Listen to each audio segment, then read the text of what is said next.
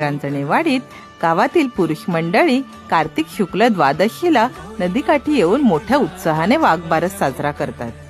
तांदळाच्या पिठाचे गोळे करून त्याचे वाघ आणि वाघीण बनविले जाते. तसेच गावातील 2 मुलांना वाघ आणि वाघीण तयार करून त्यांना काळ्या रंगाच्या पट्ट्यांनी सजवले जाते. हा सण गावातील मंडळी व त्यांची गुरेढोरे यांचे वन्य प्राण्यांपासून संरक्षण होण्यासाठी वाघाची पूजा केली जाते. नदीकाठी गोठण तयार करून तिथे जागेवाल्याला नैवेद्य दाखवला जातो आणि वेशभूषेत असलेले वाघवाघीण हातात नैवेद्य घेऊन गोठणेभोवती पळत असतात आणि त्यांच्या मागोमाग गावातील इतर मंडळीही त्यांना पळवून लावतात.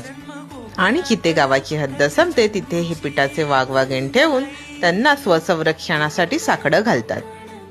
नैवेद्यासाठी बनवला गेलेला पदार्थ हा गावातूनच घराघरातून सामान गोळा करून पुरुष मंडळी जंगलात बनवतात आणि पूर्ण गावाला जेवण घालतात.